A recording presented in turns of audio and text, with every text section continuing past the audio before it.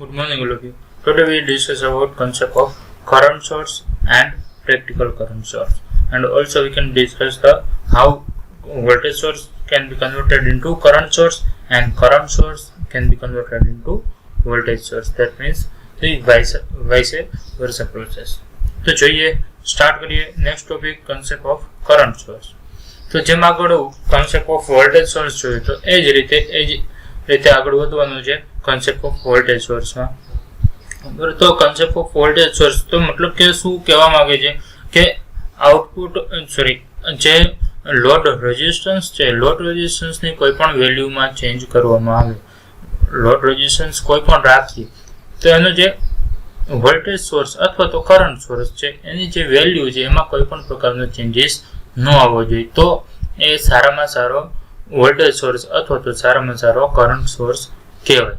જો એની load resistance બદલાવતા current source અથવા તો વોલ્ટેજ સોર્સમાં બદલાવ ન આવે, મતલબ કે એમાં જેટલા વોલ્ટેજ બહાર નીકળે છે એટલા જ મળવા જોઈએ અથવા તો જેટલો કરંટ બહાર નીકળે છે એટલો જ મળવો જોઈએ. કોઈ પણ લોડ હોય તો એ આપણે આઈડિયલ સારામાં સારો કરંટ સોર્સ અથવા તો વોલ્ટેજ સોર્સ કહી શકીએ. તો આપણે કરંટ સોર્સ માટે વિચારીએ, વોલ્ટેજ સોર્સની તો આપણે વાત કરી ગયા છીએ, હવે કરંટ સોર્સ જોઈએ. A source that supplies a constant current, so constant current to a load even if its impedance varies is known as constant current source. તો એ constant current source કહીએ કે જો સોર્સ છે કોન્સ્ટન્ટ કરંટ આપેલ, impedance છે load જે કોઈ પણ હોય પણ એનો આઉટપુટ જે કરંટ હશે એ કોન્સ્ટન્ટ મળતો હોય તો એને કોન્સ્ટન્ટ કરંટ સોર્સ કહીએ છીએ. A symbolic representation of such an ideal current source is shown in figure.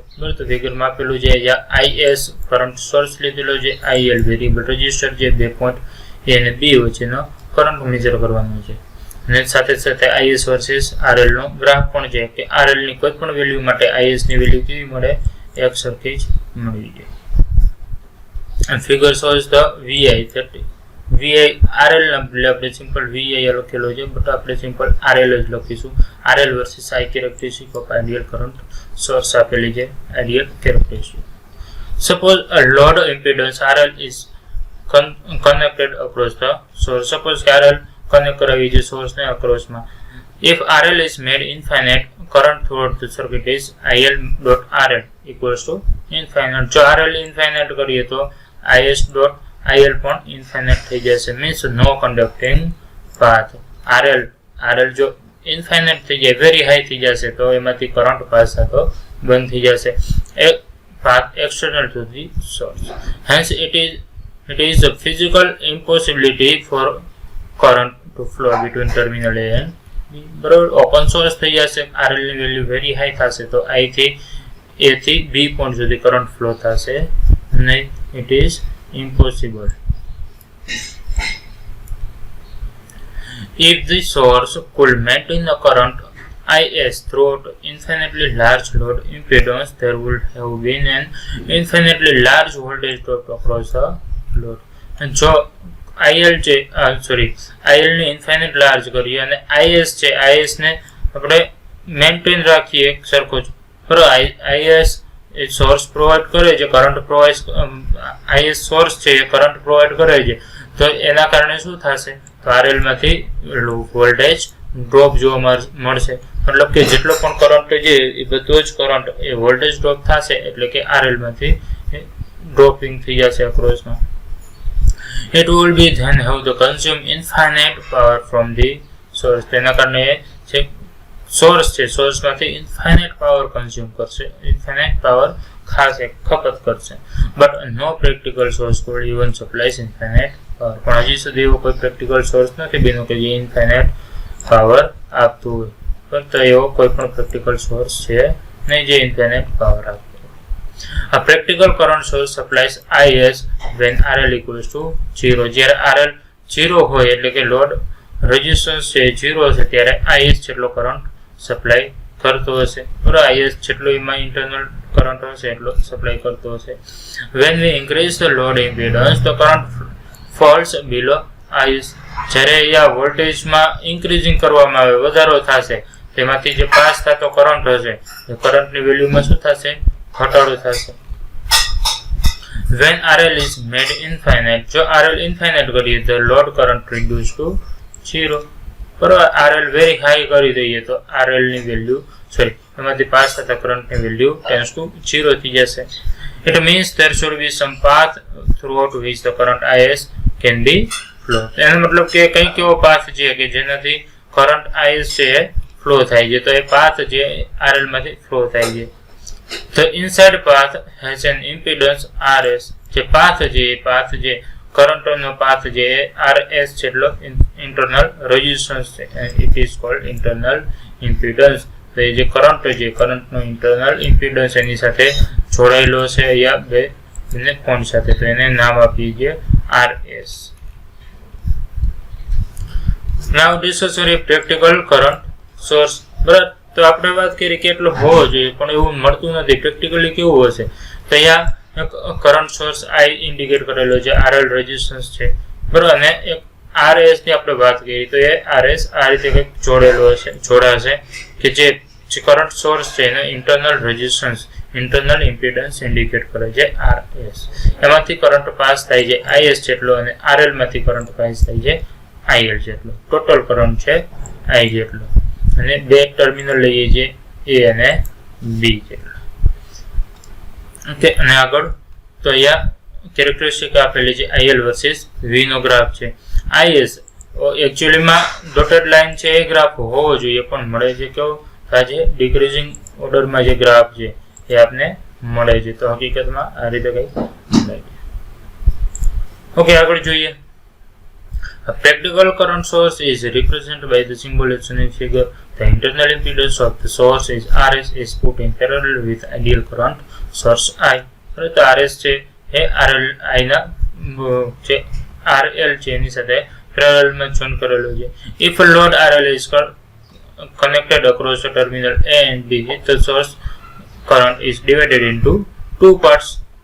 તો કરંટ I ને બે ભાગમાં આપણે ડિવાઈડ કરી દઈએ તો I છે આગળ બે ભાગ જે બે રેઝિસ્ટન્સ છે એટલે કરંટનું ડિવિઝન થઈ જશે અહીંયાથી, બરાબર. તો બે ભાગ બે પોઈન્ટમાં IL અને IS માં ભાગ પડી જશે, તો I બરાબર IL પ્લસ IL લખી શકીએ, બરાબર. તો બે ભાગ પડે છે, I ડિવાઈડ થઈ જાય છે IS વત્તા IL માં. Since the impedance RS and RL are parallel, બંને પેરેલલમાં હોવાથી આપણે લખી શકીએ IS RS equals to IL RL, બંને સરખા થશે પેરેલલ હોવાથી. તેના પરથી IS equals to IS ને અહીંયાથી આપણે સિમ્પલ IS માં મૂકીએ જે IS equals to I minus IL લખી શકીએ, RS equals to IL dot RL. But RL ને કરતા બનાવીએ તો RL ને કરતા બનાવીએ એક સાઈડ કરીએ I dot RS by RS plus RL લખી શકીએ. આખી ટર્મ્સ છે એને RS વડે ડિવાઈડ કરી દઈએ તો ઉપર નીચે ડિવાઈડ કરીશું તો આ રીતે ટર્મ્સ મળે છે, બરાબર. તો ફાઇનલી કંઈક આવી ટર્મ્સ મળે છે IL equals to. તો આ બંને ટર્મ્સ સેમ છે, તો ટર્મ ઇમ્પોર્ટન્ટ છે. Above equation shows that if RL by RS જે રેશિયો છે is small compared to 1, જો એ સ્મોલ કરી દેવામાં આવે બરાબર compared to 1 એટલે કે એકની સાપેક્ષે બહુ જ નાનો કરી દઈએ એટલે કે tends to 0 લઈએ, બરાબર. તો એ કેવું થઈ જશે, તો 1 plus 0 એટલે 1, તો એના માટે આપણે લખી શકીએ IL equals to I, તો IL nearly equals to I બનશે. The source then behaves a good current source. ત્યારે આપણો જે સોર્સ છે એ ગુડ કરંટ સોર્સ તરીકે બિહેવ કરશે. If the value of load impedance is increased, the current IL is reduced. જો load કરંટની value increase થાય, લોડ ઇમ્પિડન્સની વેલ્યુ ઇન્ક્રીઝ થશે તો કરંટ IL જે એ કેવો થશે, રિડ્યુસ થશે. Thus with the increasing load impedance the terminal voltage also increase. તો load voltage increase, load impedance increase થશે તો ટર્મિનલ વોલ્ટેજ પણ ઇન્ક્રીઝ થશે. And the VI characteristic of practical current source is shown in figure 16. તો VI characteristic આગળ આપણે જોઈએ તે રીતે મળશે. ઓકે, તો અહીંયા સુધી આપણે પ્રેક્ટિકલ એન્ડ કરંટ સોર્સ કેવો હશે બરાબર એની વાત કરી છે. પ્રેક્ટિકલ કરંટ સોર્સ કેવો હશે અને કરંટ સોર્સનો કોન્સેપ્ટ શું છે, બરાબર. તો આમાં પણ એક પ્રકારે આઈડિયલ સોર્સની પણ આપણે વાત કરી દીધી છે કે આઈડિયલ સોર્સ કેવો હોવો જોઈએ કે RL માં કોઈ પણ પ્રકારનો ચેન્જ કરશો તો IS માં કોઈ ચેન્જ ન થાય તો એ આઈડિયલ સોર્સની વાત છે. તો concept of current source and practical current source કેવો હોવો જોઈએ એ આપણે વાત કરી. નાવ આગળ જોઈએ conversion of voltage source into current source and current source into voltage source. તો વોલ્ટેજ સોર્સમાંથી કરંટ સોર્સમાં કન્વર્ઝેશન કરવું જોઈએ અને કરંટ સોર્સમાંથી વોલ્ટેજ સોર્સમાં કન્વર્ઝેશન કરવું જોઈએ. તો એના માટે સૌપ્રથમ ફર્સ્ટ ઓફ ઓલ ફિગર જોઈએ. તો અહીંયા કોઈ પણ સોર્સ રાખીએ એ સામે RL છે અને A અને B ટર્મિનલ છે. જો VS સોર્સ રાખીશું તો એનો જે રેઝિસ્ટન્સ છે, ઇન્ટરનલ ઇમ્પિડન્સ છે, એને RS થી ઇન્ડિકેટ કરાવીએ છીએ અને એ કેવો હશે VS ના સિરીઝમાં અને એમાંથી I જેટલો કરંટ પાસ થતો હશે. બાકી સેમ છે. એ જ રીતે જો કરંટ સોર્સ લેશો તો IS લેશો તો એની સાથે જેનું જે રેઝિસ્ટન્સ છે એને RS પ્રાઇમ વડે ઇન્ડિકેટ કરેલું છે અને એ IS ના પેરેલલમાં હશે, RL ના પેરેલલમાં હશે. બરાબર. તો એ રીતે બંને સોર્સની આપણે વાત કરી શકીએ.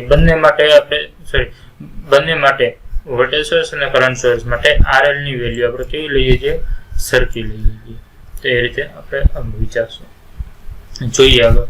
The voltage source and current source are indistinguishable from each other if the value of load current are the same in both the case. So RL ની વેલ્યુ બંનેમાં સરખી હોય RL ની વેલ્યુ, બરાબર, તો VS અને IL કેવા છે? ઇનડિસ્ટિંગ્યુશેબલ, એટલે કે બંનેને અલગ ન કરી શકાય તેવા બંને સોર્સ છે. બરાબર. તો જો RL ની વેલ્યુ સરખી હોય તો વોલ્ટેજ સોર્સ અને કરંટ સોર્સ બંને એક સરખું જ બિહેવ કરશે, બંને એકબીજા પર ડિપેન્ડ કરે છે, એટલે બંનેને અલગ ન વર્ણવી શકીએ. બરાબર. બંનેને સાથે જ સમજાવવા પડે. The voltage source representation consists of an ideal voltage source, that is VS, in series with the source impedance RS, and the current source representation consists of ideal current source IS in parallel with the source impedance RS prime. આ રીતે VS છે એનો સિરીઝમાં છે, બરોબર, સિરીઝમાં RS જોડેલું છે source impedance, and કરંટનો પેરેલલમાં current impedance that is source impedance RS prime પેરેલલમાં કનેક્ટ કરેલું છે. મતલબ કે કરંટ માટે પેરેલલ છે, વોલ્ટેજ માટે સિરીઝમાં કનેક્ટ કરેલું છે એના સોર્સ ઇમ્પિડન્સ. હકીકતમાં એ અંદર જ હોય છે પણ આપણે બહાર ઇન્ડિકેટ કરાવીએ છીએ. In case of voltage source તો ટર્મિનલ, હવે વોલ્ટેજ સોર્સ માટે આપણે લખીએ છીએ તો terminal A and B are short circuited. The current throughout this is IL, that is VS by RS, and the current obtained by shorting the terminal A and B of the current source circuit, the source impedance RS prime connected in parallel is not being present. તો RS prime એના માટે short circuit કરશે તો present નહીં રહે. Therefore, we conclude that the current IS of the equivalent current source must be the same as that given in above equation, that is IS equals to IL, that is VS by RS. Again, in voltage source circuit, the open circuit terminal voltage is simply VS.